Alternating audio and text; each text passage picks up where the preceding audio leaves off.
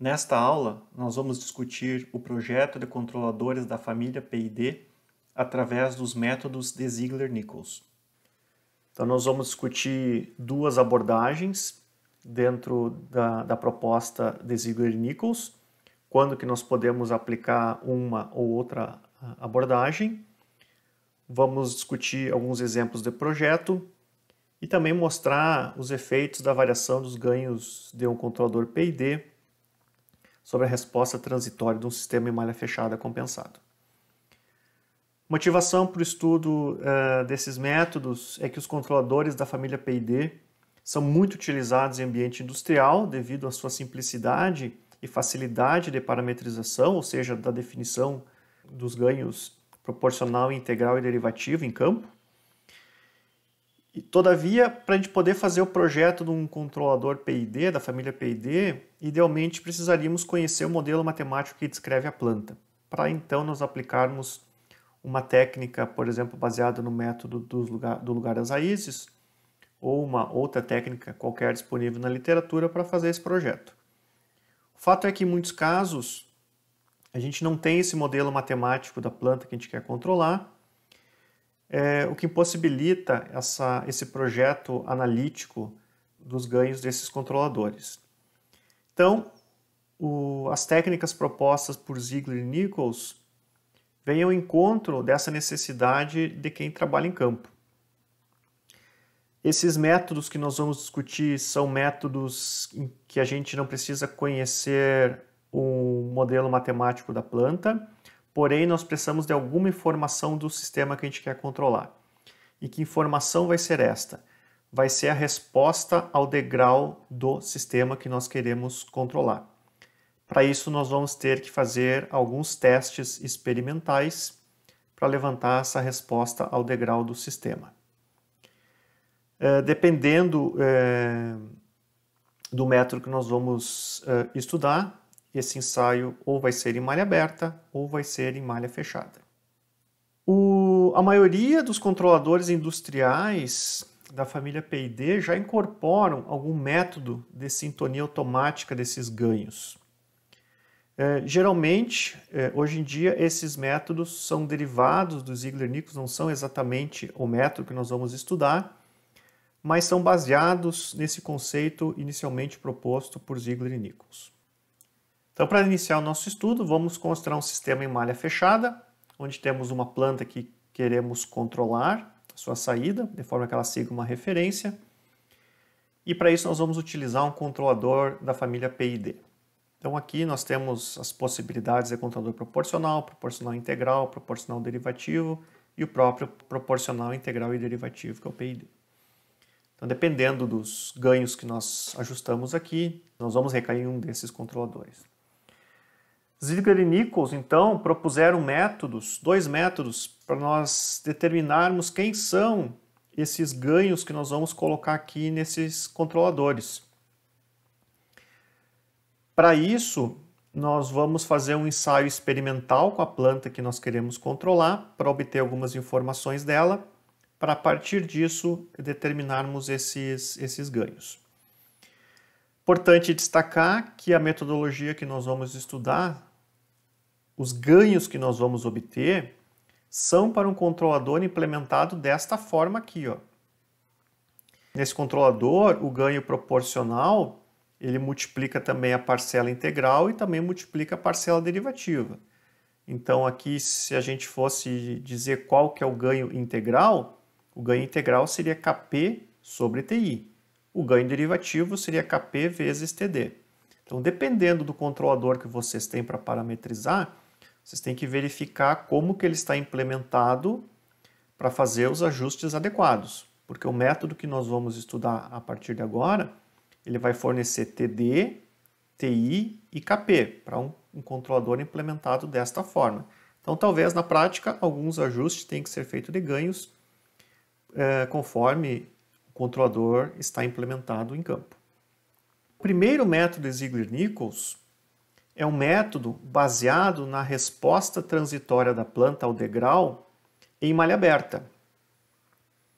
Então, para isso, nós vamos aplicar um degrau na entrada da planta e vamos monitorar a sua saída. Se a saída desta planta tiver uma resposta em forma de S, significa que a gente pode utilizar esse método. Então, aqui temos uma resposta típica em forma de S, característica desse método. Se ao aplicarmos este degrau, a planta não exibir uma saída em forma de S, esse método não pode ser aplicado. Então, plantas típicas em que esse método não é aplicável são plantas que possuem um polo na origem ou um integrador, porque quando eu aplico um degrau, a planta, se ela tem um integrador, ela vai integrar essa entrada e a saída vai ser uma reta, né? Uma reta crescente aqui, portanto a saída não vai ter forma de S. Também, se essa planta tiver par de polos conjugados, complexos, dominantes, esse método também não vai poder ser aplicado, porque a saída vai apresentar oscilações, então também não vai ter forma de S.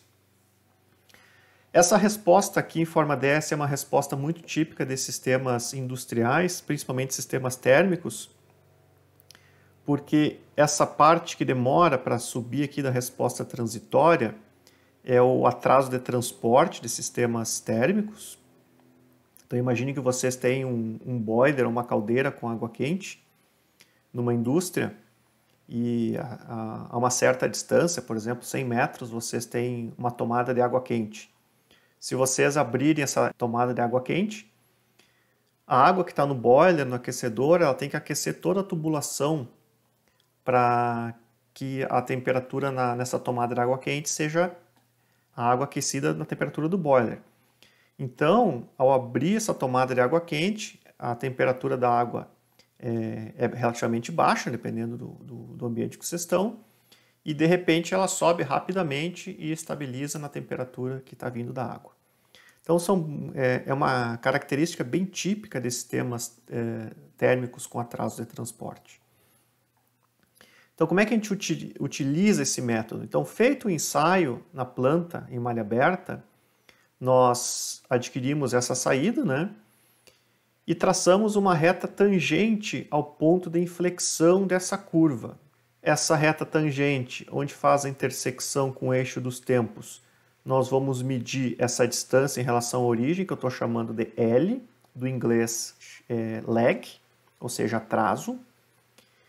E a intersecção desta reta com a reta que nos dá o valor em regime permanente da saída do meu sistema, nós vamos marcar um outro ponto e medir essa distância aqui, deste ponto aqui até este aqui, que é o que nós chamamos aqui de T. Então nós vamos coletar esses dois dados, L e T. Aqui ao lado, eu tenho uma função de transferência típica de um sistema que tem esse comportamento em forma de S. Então, ele é um sistema de primeira ordem. O T é minha constante de tempo desse sistema de primeira ordem. E o L é o atraso de transporte desse sistema. E K vai ser o ganho ICC desse sistema. Então, de posse das informações de T e de L, Ziegler e Nichols propuseram o uso desta tabela para a determinação dos ganhos Kp, TI e TD. Então, por exemplo, se formos utilizar um controlador proporcional, o ganho Kp que nós vamos ajustar seria T sobre L. O TI aqui está indicado como infinito, significa que eu estou desprezando essa parcela aqui, né? E o TD seria zero, então eu teria só um controlador proporcional. Se nós formos para um controlador PI, o ganho Kp seria 0,9T sobre L e o ganho TI, L sobre 0,3 e o TD zero. E para o PID está aqui os ganhos para parametrizarmos no controlador. Caso eu tenha o sistema em malha aberta, eu faça um ensaio ao degrau e eu verifique que a saída dele não tem forma de S, o primeiro método não pode ser utilizado. Então a gente vai tentar o segundo método de Ziegler-Nichols. O segundo método de Ziegler-Nichols se baseia na resposta ao degrau da minha planta, agora em malha fechada, onde eu coloco aqui um controlador proporcional que eu vou variar esse ganho aqui até obter as informações necessárias para aplicar o método. Que informações são essas? Então, fechei a malha do meu sistema, coloco um controlador proporcional com ganho baixo e vou aumentando esse ganho Kp de forma que quando eu der um degrau na entrada, na referência do meu sistema, a minha saída exiba oscilações sustentadas. Este ganho Kp para que esse sistema exibe oscilações sustentadas é o que eu vou chamar de ganho crítico. Então nós vamos anotar o ganho crítico e vamos pegar a saída do nosso sistema que está com oscilações sustentadas, ou seja, ela está sempre oscilando, e vamos medir o período dessa oscilação. Este período eu vou chamar aqui de período crítico. Por que ganho crítico e período crítico? Teoricamente, este ganho, se eu aumentar acima do ganho K crítico, esse sistema tende à instabilidade. Então, esse é um insight que tem que ser feito com muito cuidado, porque podemos instabilizar a planta e termos algum problema aí com a integridade do nosso sistema. De posse dos parâmetros K crítico e P crítico, os Ziegler e Nichols propuseram uma segunda tabela para parametrizar os ganhos Kp, Ti e Td. Então vamos aplicar aqui esses conceitos. Vamos pegar esse primeiro exemplo em que eu tenho esta planta. Na prática eu não sei quem é esse modelo matemático, mas para ilustrar para vocês os aspectos teóricos, vamos supor que a planta que eu quero controlar tem este modelo matemático e precisamos projetar um controlador PID utilizando um dos métodos de Ziegler-Nichols.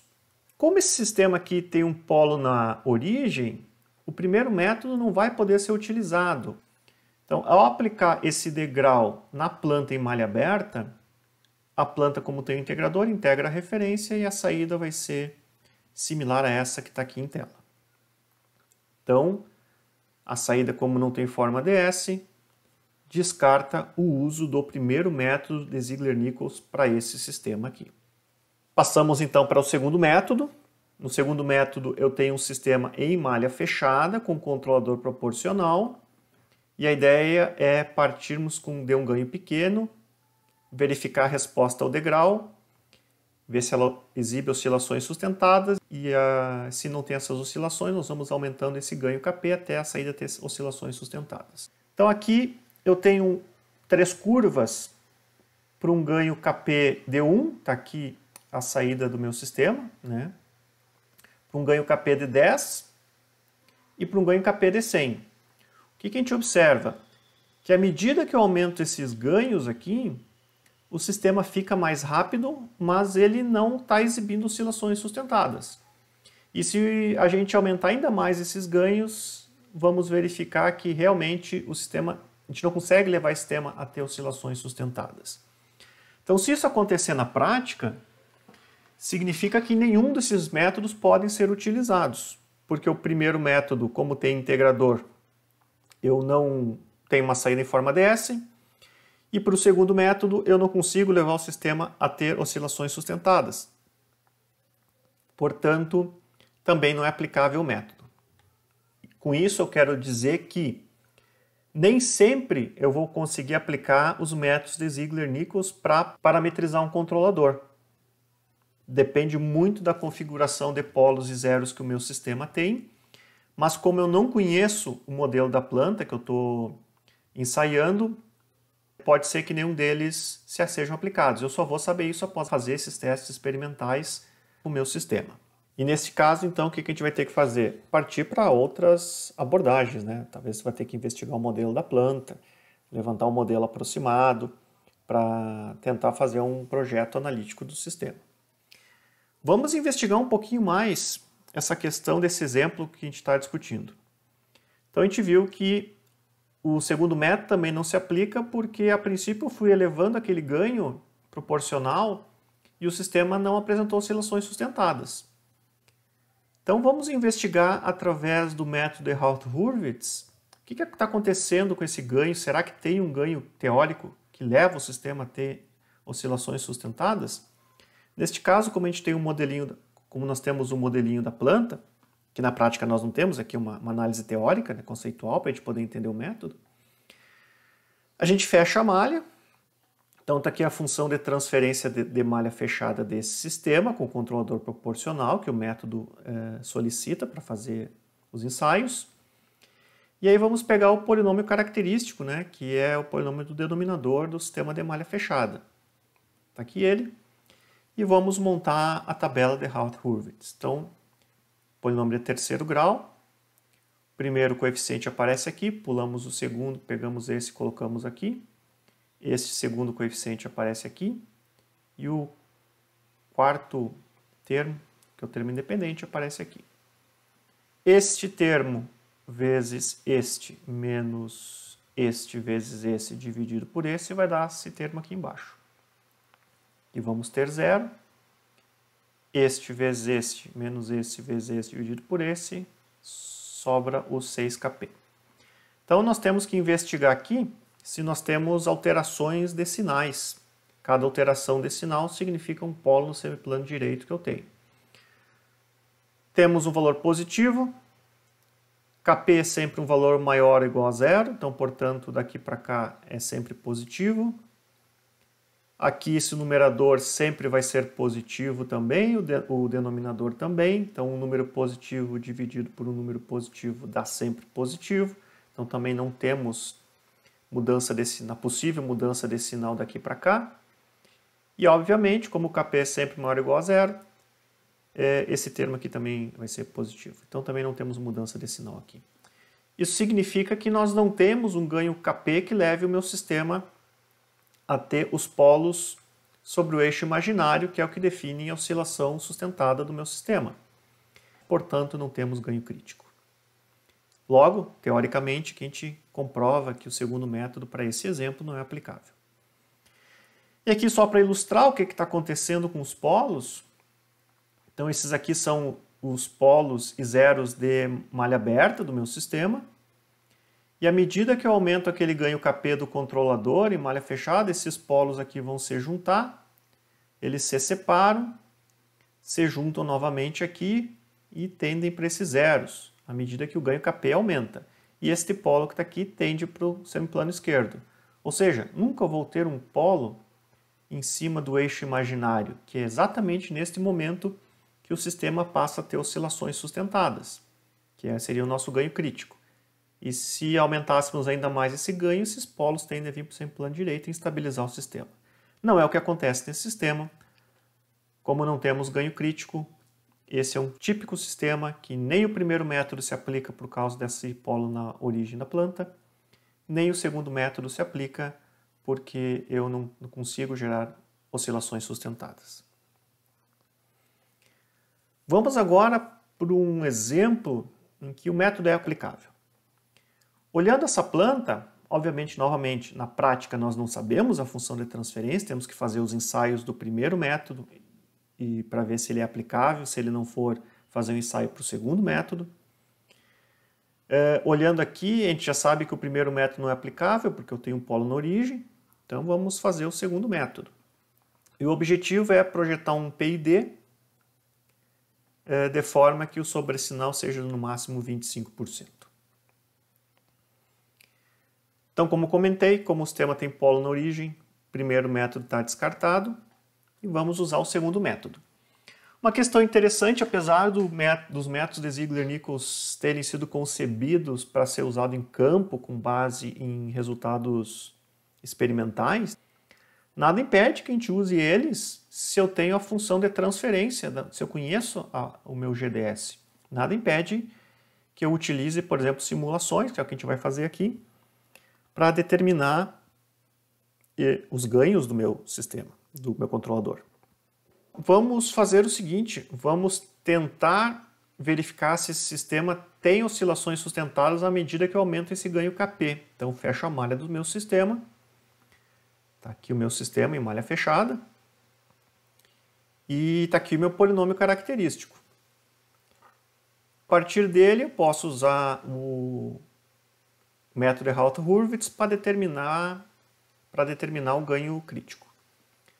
coeficiente do S3 aparece aqui, coeficiente do S aparece ali, coeficiente do S ao quadrado aqui e o Kp aqui. 5 vezes 6, 30, menos Kp vezes 1, dividido por 6. Esse termo aqui. Aqui nós temos 0. Este vezes esse, menos este vezes esse, dividido por esse, dá o próprio Kp que está aqui embaixo. Então daqui para cá eu tenho o sinal positivo, não tem mudança desse sinal. Daqui para cá, como o Kp é maior ou igual a 0, aqui sim, dependendo do valor de Kp, eu posso ter uma inversão desse sinal. Então sempre que, quando o Kp for 30, nós temos 0 aqui, então significa que esse é o meu limite da estabilidade. À medida, se eu aumentar esse Kp, eu troco de sinal. Então, para Kp 30, eu tenho o meu ganho crítico, que é o limite da estabilidade, que é quando meus polos estão exatamente no eixo imaginário. Então, esse nosso ganho crítico para esse sistema vai ser 30. Com Kp de 30, que é o nosso ganho crítico, a gente substitui na equação característica, temos este polinômio característico e vamos calcular suas raízes. Temos duas raízes, um par de polos complexos, né, conjugados, que estão exatamente em cima do eixo imaginário, mais ou menos j raiz de 5, coerente com a nossa teoria, né? Então nós aumentamos o ganho até 30 para ter dois polos em cima do eixo imaginário. Como sistema de terceira ordem, tem um outro terceiro polo, que nesse caso está em cima do eixo real em menos 6. Os polos que vão gerar oscilações são esses aqui, os conjugados complexos. Então, o nosso ômega vai ser raiz de 5. Nós não temos parte real, né, do polo, então temos só a parte imaginária, que é o j ômega. Então, ele vale raiz de 5 radianos por segundo. Ômega, frequência angular, é o nosso 2πf. Então, 2πf igual a raiz de 5. 1 sobre o período é a nossa frequência de oscilação. Então, está aqui 1 sobre o período, o nosso f. Então, vamos isolar o período. Então, o nosso período vai ser 2,8 segundos aproximadamente. Então, esse vai ser o período de oscilação para esse ganho K crítico de 30. Então, da tabela de Ziegler-Nichols para o método 2, temos o ganho crítico e o período crítico que calculamos, teoricamente. Então, o ganho proporcional do controlador vai ser 0,6 vezes o ganho crítico, então vai dar 18. O TI 0,5 vezes o período crítico, então vai dar 1,405. E o TD 0,125, P crítico, vai dar 0,35124. Neste caso, nós fizemos a determinação do K crítico e do período crítico através de uma análise teórica, porque nós tínhamos a função de transferência, mas na prática a gente teria que fazer um ensaio com a planta, com um controlador proporcional, aumentando esse ganho até verificar essa oscilação crítica. Então o controlador vai ter essa forma. Tá? Não esqueçam que esses ganhos que nós temos aqui são para um controlador desta forma. Então o nosso Kp, o nosso Ti e o nosso Td. Fazendo o algebrismo, nós chegamos no controlador aqui, a gente vê que esse controlador tem um polo na origem, que é evidente, que é a parte integral, e tem dois zeros em menos 1,42. Então eu peguei esse controlador, fechei a malha e verifiquei aqui a resposta ao degrau para esse sistema controlado agora para o que nós projetamos. O que eu verifico aqui? Que esse sistema em malha fechada tem um sobressinal de praticamente 62%. Opa, mas a teoria não dizia que eu deveria ter mais ou menos 25% de sobressinal? Isto é, de maneira geral, o que o método propõe. Mas com esse exemplo eu quero mostrar que nem sempre isso vai ser possível. Então é importante que a gente faça um ajuste fino agora nesses ganhos. O meu sistema tem um sobressinal muito grande. Então aqui eu fiz um lugar das raízes para mostrar para vocês. Aqui estão os polos do meu sistema em malha fechada. E aqui está os polos dominantes do meu sistema em malha fechada. Eu marquei um deles aqui. A gente poderia ser tentado a fazer o seguinte: vou diminuir o ganho proporcional para diminuir o sobressinal. O problema é que esse sistema aqui, ó, se a gente traçar uma reta aqui, ó, passando pela origem, a gente vai ver que para uma grande faixa de ganho proporcional que eu varie, o amortecimento não deve variar muito. Então, se esse amortecimento não varia muito, o sobressinal do meu sistema também não vai variar significativamente. Então, mexer no ganho proporcional, que geralmente a gente estuda lá em resposta transitória desses sistemas, se você aumentar o ganho proporcional para um sistema de segunda ordem, por exemplo, o sobressinal aumenta. Se eu diminuir o ganho proporcional, o sobressinal diminui. Neste caso, tem uma faixa aqui que isso não vai acontecer de maneira significativa. Então, mexer nesse ganho proporcional não vai ter grandes efeitos nesse sistema aqui. Então, o que a gente vai fazer? Nós vamos ter que mexer nesse lugar das raízes aqui para a gente tornar essas variações mais efetivas. Óbvio que eu só posso fazer essa análise se eu disponho do modelo da planta, que é o que nós temos nesse exemplo. Na prática, vocês vão ver que vocês iriam mexer no ganho proporcional, iam diminuir, não ia mudar muito sobre esse sinal. E o meu objetivo é tentar mostrar para vocês o que acontece com esses ganhos. Tem umas conclusões no final interessantes. Então, o que eu vou fazer? Eu vou pegar esses dois zeros aqui, ó, que são os zeros que o compensador introduziu, e eu vou trazer eles para cá, ó, entre esse intervalo de 0 e menos 1. Com isso, trazendo esses dois zeros para cá, o que vai acontecer eu tenho dois polos aqui, um da planta e um do PID. Esses dois polos vão vir para cima desses zeros aqui. Então eles vão, digamos assim, deixar de surtir efeito na resposta transitória bem rapidamente. E com isso eu vou mudar significativamente esse lugar das raízes. Aí vai sobrar dois polos aqui. A tendência é que esses polos se juntem, se separem aqui, e aí eu consigo ter uma variação significativa de sobressinal. Então vamos pegar aqui o nosso compensador PID, reescrever ele desta forma, né? Então ele tem dois zeros. E os zeros desse compensador, de acordo com essa fórmula de Bhaskara, vão estar nos pontos S1 e S2 que eu estou chamando aqui. E esses zeros vão depender da escolha de TD e DTI. Então eu vou escolher dois zeros desse PID em menos 0,65. Por que eu escolhi menos 0,65? Vamos voltar um pouquinho aqui atrás. Menos 0,65 está dentro deste intervalo. Qualquer ponto dentro deste intervalo que eu coloque esses dois zeros vai fazer com que esses polos tendam para esses zeros aqui, esses dois polos estão na origem. Poderia ser menos 0,5, menos 0,4, poderia ser menos 0,8. Eu escolhi menos 0,65 porque é o valor que o nosso livro-texto utiliza no exemplo, só que ele não deixa claro como que ele calcula os ganhos. Fica a impressão que ele escolheu uns ganhos e esses ganhos geraram este zero. Na realidade é o contrário. Ele escolheu a posição dos zeros e calculou os ganhos do controlador. Os ganhos TD e TI. É isso que eu quero mostrar para vocês aqui. Mas poderia ser qualquer outro valor aqui dentro do intervalo 0 e menos 1. Não em cima do menos 1, né? Senão vai cancelar. Também não em cima da origem, né? Intervalo aberto. Os nossos zeros satisfazem esta equação. Para eu ter dois zeros reais iguais, é necessário que o discriminante desta equação, que é o que está dentro desta raiz, seja igual a zero. Com isso, os meus dois zeros, que são menos 0,65, vão ser iguais a menos 1 sobre 2TD.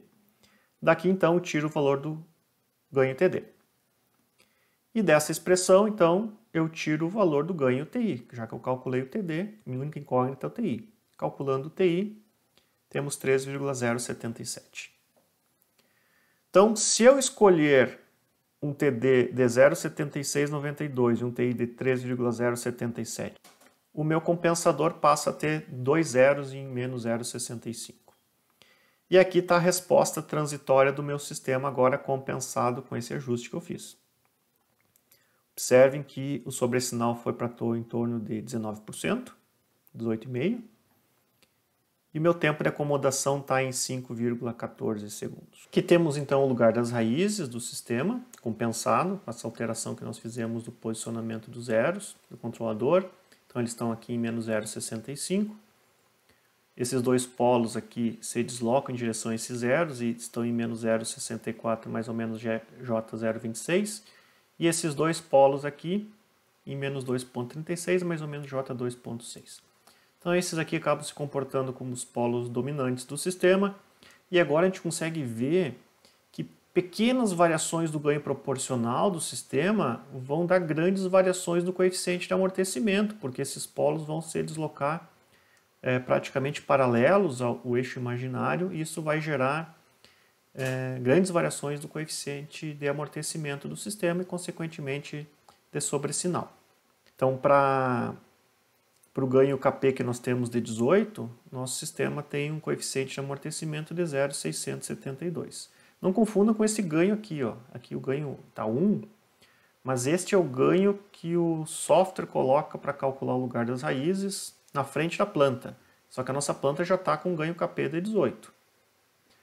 Então, para a gente ter exatamente o ganho Kp que nós colocamos no controlador, a gente tem que ajustar esse ganho aqui, o ponto aqui, que ele está em ganho unitário. Então, o nosso coeficiente nosso sobressinal, está um pouquinho abaixo dos 25%. Então, para mostrar esse efeito do ganho proporcional, a gente pode aumentar esse ganho Kp de 18 para 32,5, mantendo o TI e mantendo o TD sem mexer.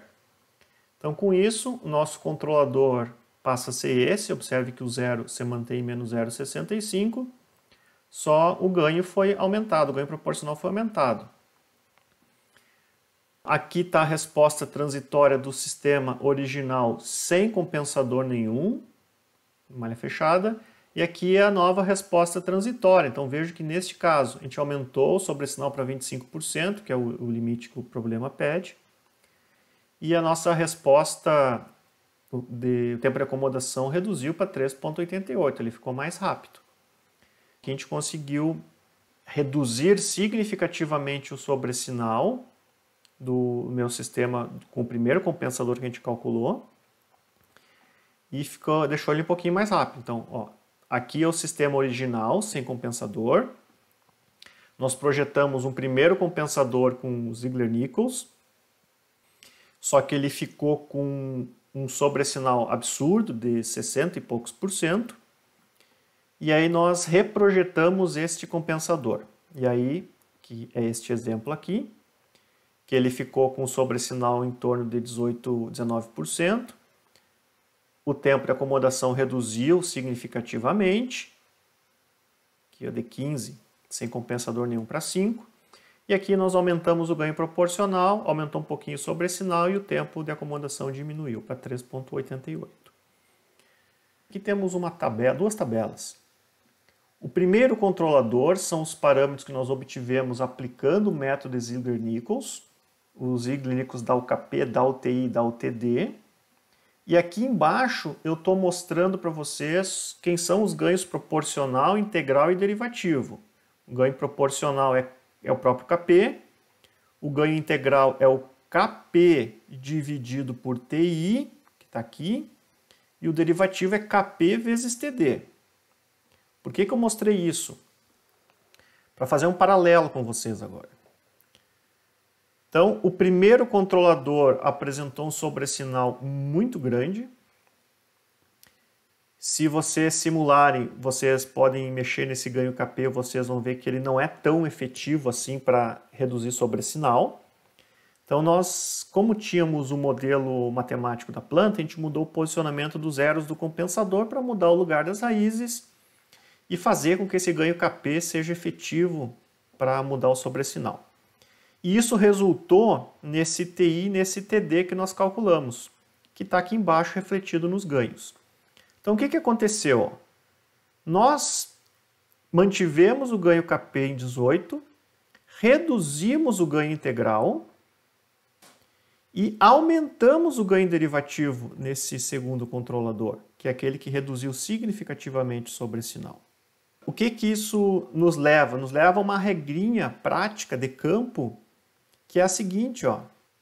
O aumento do ganho integral tende a aumentar sobressinal, certo? O aumento de ganho integral tende a aumentar sobressinal. Aqui o ganho integral era grande, o sistema tinha um grande sobressinal e nós acabamos aqui reduzindo o ganho integral e reduzir o sobressinal. Isso é um dos fatores que contribui para sobressinal e oscilações. Então, ganhos integrais grandes tendem a gerar sobressinais maiores e oscilações maiores. Da mesma forma, o ganho derivativo. De maneira geral, o aumento do ganho derivativo reduz sobressinal. Então, a parcela derivativa é uma parcela muito interessante para nós reduzirmos sobressinal. Em campo, muitas vezes, o pessoal não gosta de usar o controlador derivativo porque os ruídos geram oscilações, eles têm receio disso. Mas, se bem usado, ele é uma ferramenta muito efetiva para reduzir sobressinal. Então, se eu tivesse em campo, se eu não tivesse um modelo matemático da planta para fazer esse exercício que a gente fez, esse cálculo, o que eu faria? Eu aumentaria a parcela derivativa, primeiramente, para ver se reduz sobressinal, e depois eu reduziria o ganho integral para ver se reduz um pouquinho mais o nosso sobressinal.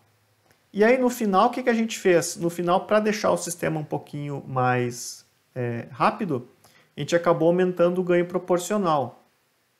Só que observem, se eu mexer no ganho proporcional, nessa estrutura de controle, eu não mexo só no proporcional, eu mexo no proporcional, mexo no integral e no derivativo. Então, por isso que mexeram em todos os ganhos aqui.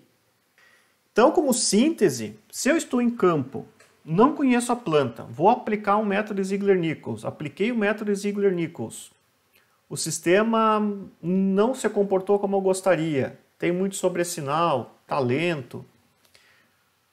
Quais são os efeitos de maneira geral da variação desses ganhos sobre essas especificações? Então, como comentei, se eu aumentar o ganho Kp, de maneira geral, o sobressinal aumenta. Neste nosso exemplo, não era o caso numa faixa de ganhos ali. A partir de um certo ganho, certamente ele vai mexer, mas numa faixa ali, que é a faixa que nos interessa, ele não vai mexer.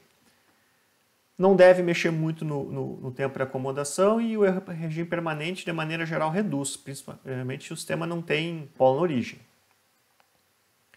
O ganho KI, como eu comentei, o aumento do ganho KI contribui para o aumento de sobressinal, contribui para o aumento de tempo de acomodação, mas a inserção de um controlador integral zero é o regime permanente. O aumento do ganho KD contribui na redução do sobressinal, na redução do tempo de acomodação, e a parcela derivativa não tem impacto na redução do erro regime permanente.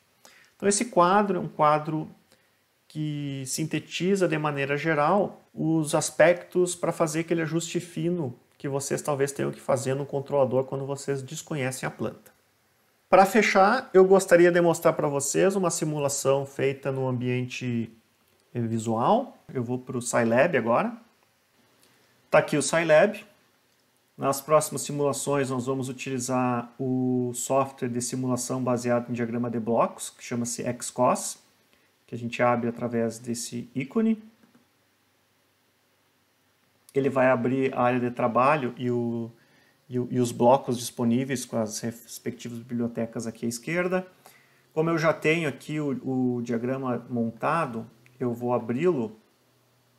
Vou fazer uns comentários com vocês acerca dessas simulações nesse ambiente.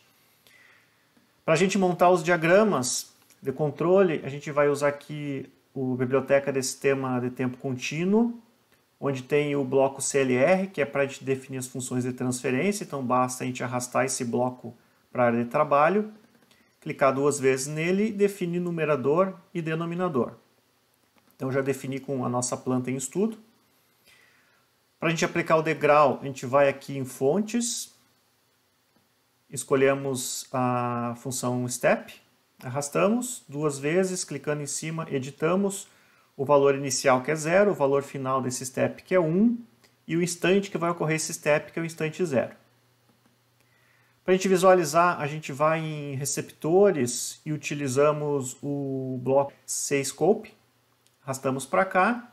E para utilizar esse bloco, a gente também precisa de uma outra fonte, que é essa fonte de clock. Esta fonte é uma fonte que vai fornecer um sinal que vai dizer de quanto em quanto tempo os dados vão ser exibidos no gráfico. Neste caso, a cada 0,1 segundo vai ter um ponto exibido no nosso gráfico desta simulação. Se clicarmos duas vezes no Scope, tem alguns parâmetros que podemos configurar. O que eu vou considerar mais importante são a escala dy mínimo e y máximo. Então, de 0 a 3 já sai mais ou menos na faixa que a gente vai trabalhar. E o refresh period.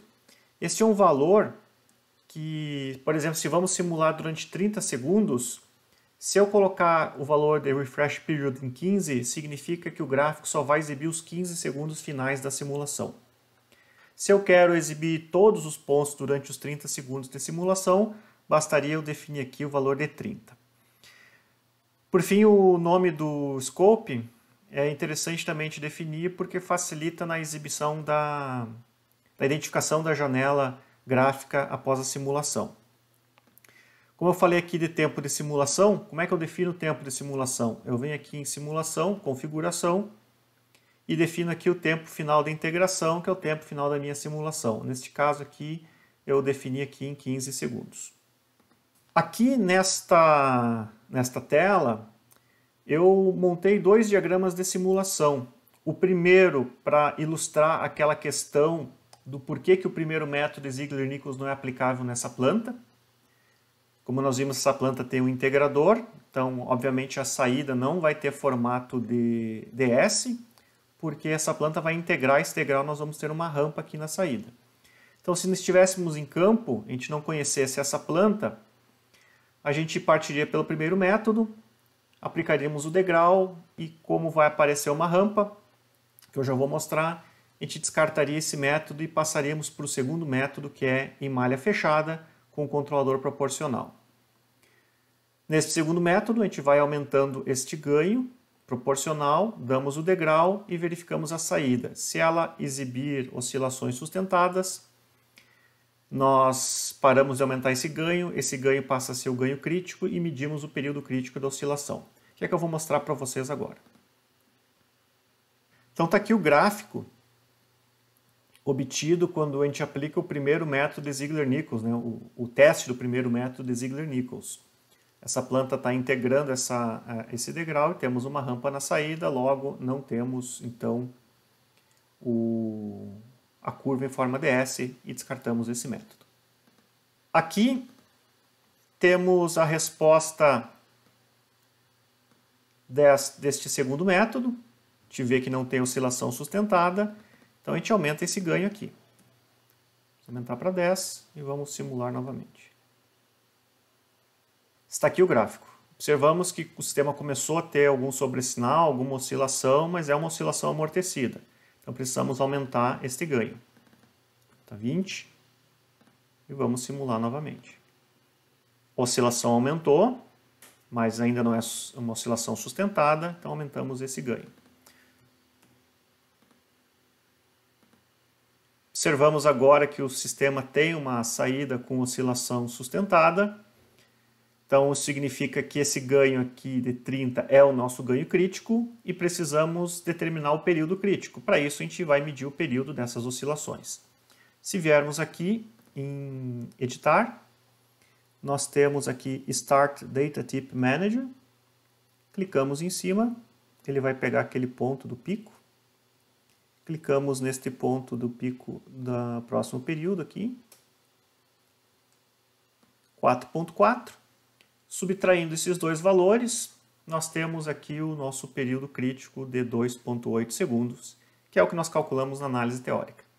Então, na prática, em campo, é mais ou menos isso que nós faríamos. Faríamos o ensaio degrau, inicialmente em malha aberta, desprezaríamos esse método, pois ele não tem a saída em S, partiríamos para o segundo, iríamos aumentando esse ganho de um controlador proporcional até ter essa saída oscilando, mediríamos esse período, pegamos esse ganho aqui de 30, que é o ganho crítico, e aplicamos na tabela conforme nós vimos. Eu tenho outros diagramas de simulação aqui, para nós fazermos uma comparação entre as respostas.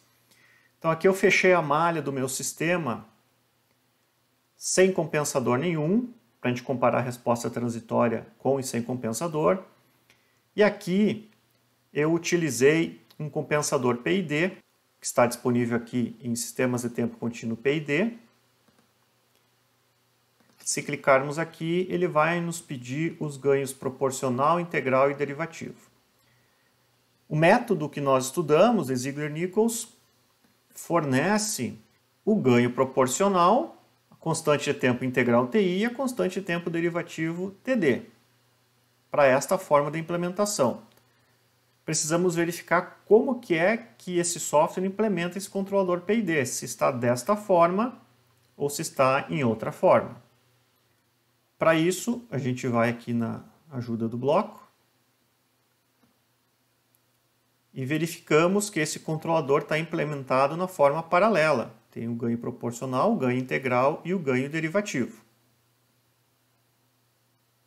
Então, ao invés de utilizarmos o ganho KP, a constante TI e a constante TD, vamos utilizar os ganhos proporcional, integral e derivativo que calculamos aqui na tabela 2, que é o proporcional próprio KP, o ganho integral é KP sobre TI e o derivativo é KP vezes TD. Então, com esses ganhos, nós vamos parametrizar o controlador.